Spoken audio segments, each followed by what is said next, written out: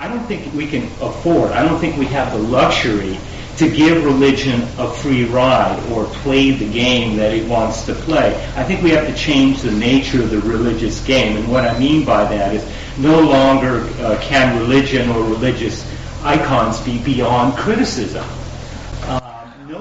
I finally figured out what you want me to do. You want me to give the hang the Pope speech, right? I just think no vision should be accepted because it presumes or a preconceived or an a priori stamp of absolute truth. I think any teaching today in the marketplace of ideas and visions has to make it on its own merits. No preconceived, no ace in the hole, no handicap. So everything should be on, as you put it, on the table.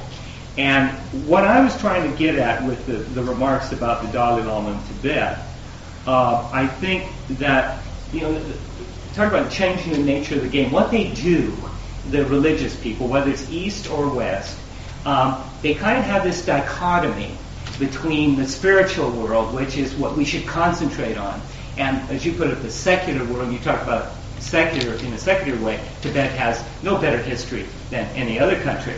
Right. But this isn't the image that's given. And they play this funny little game where they say, okay, this is what matters, the spiritual world. Our social world, where we spend most of our time with, where political decisions are made every day that affect our lives for life or death, that's not important. And yet, they'll argue on the other hand that, well, we need to be free and we need to, so it is important, by their own actions to try to free their people. The secular world is important, and we shouldn't devalue it, or we shouldn't be hypnotized by this cognitive dissonance that they've got us to accept. Well, you keep saying that they've gotten us to accept it. The religious people. And what I mean is, they say, well, this is what's important, the spiritual world. And yet, according to their own teaching, sometimes their society is just the opposite.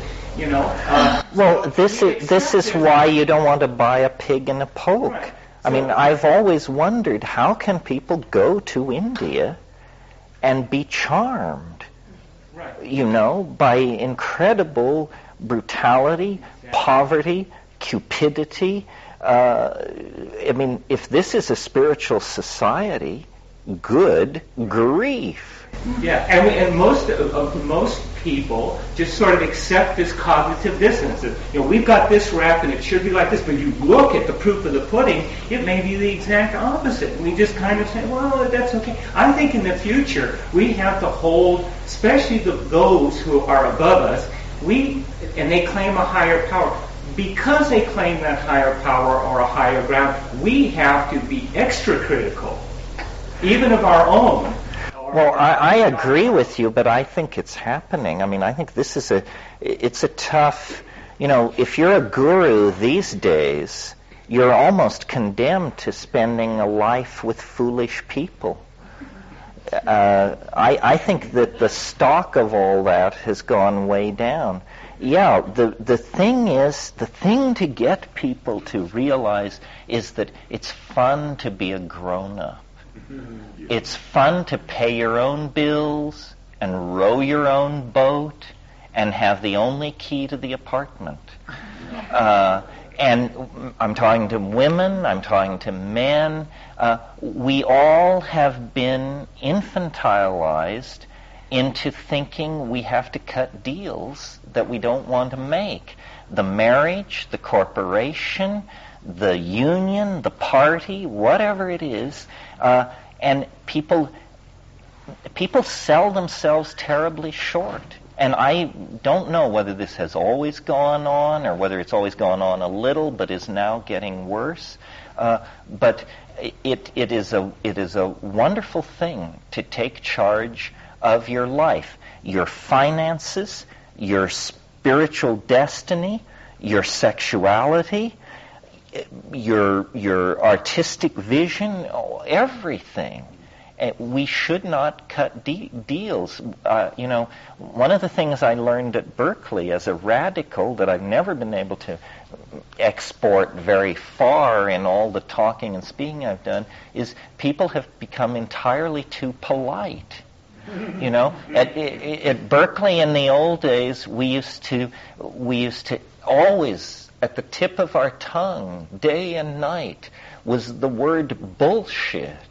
And you were to scream it at the least hint of such material coming near you.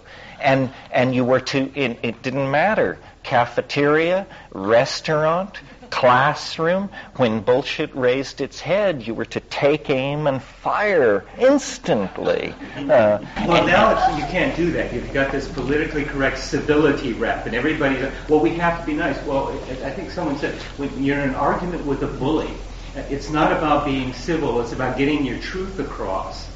Well, it's worse than the enforced civility, which is, I think, just the surface of it. It's what I've come to identify as a great evil in the world, thanks to my 19-year-old son, who has brought me to this viewpoint. It's relativism. Relativism is bullshit. And what is relativism? Relativism is the idea that you really shouldn't criticize other people's ideas because all ideas are sort of on an equal footing. So, you know, I follow molecular biology, you follow Babaji, somebody else is a Kabbalist, somebody else worships their broker, and you're supposed to not criticize. And it doesn't make any difference because everything's reduced to, well, you like the Dodgers, I like the 49ers or something like that. You like vanilla ice cream, yes. I like chocolate. And it's no bigger than that. You're a Nazi and I'm a Democrat, but that shouldn't keep us from right. You know, it's just you happen to like to exterminate large numbers of people. You just have this minor problem. Well, this is because people don't know how to make distinctions and what the rules of evidence are. What it really is it's a breakdown of the ability to conduct rational argument. Because, you know, for instance, in the Middle Ages, in Central Asia, they would meet at Kashgar and places like that.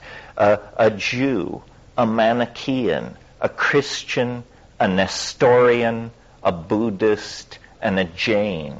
And they would hold vast public debates for days, attended by hundreds of people, shouting crowds, rooting for various factions. And these doctrinal things would be thrashed out according to rules which apparently everyone respected and understood. And when you were defeated, you knew it. And when you were exalted, you knew it. In the fuzzy, friendly world of political correctness, you know, and I do it myself, because you can't always be a warrior. And at sometimes, you know, late in the day, somebody will say something to me that I just say, yeah, face on Mars or whatever it is, and I just don't have the strength to lash out anymore. But I think that you're very right, Barry. Part of the antidote to informational overwhelmment, to social islanding, to trivialization is rational discourse, conducted if necessary at high volume. People are so concerned that nobody feel hurt or rejected, or, you know, well, in intellectual discourse, you don't want people to feel hurt. You want them to feel destroyed if their position merits that. We're all grown-ups. We don't have to coddle each other, for crying out loud. Send the inner child down to the baths and sharpen your rhetorical knives and logical razors and do that kid a favor. Make sense out of your life and reality. There's sense to be made, and it's very grown-up and very exalting, and it doesn't have to exclude all the other fun and games of life, but it certainly gives cogency and meaning to the enterprise, not only of trying to live, and not only of trying to be a decent person for one's loved ones and children, but to build a better world. A better world, if it comes, will be built on clear thinking. It will be built on honesty. It will be built on direct, clear communication. I mean, these are the things that constitute visionary common sense. And it's because the world is topsy-turvy that I considered, a drug-crazed pariah and have to then become the apostle of order, dignity, adult behavior, responsibility, and the obligation to make sense. Anyway, that's the end of our weekend. Thank you very much.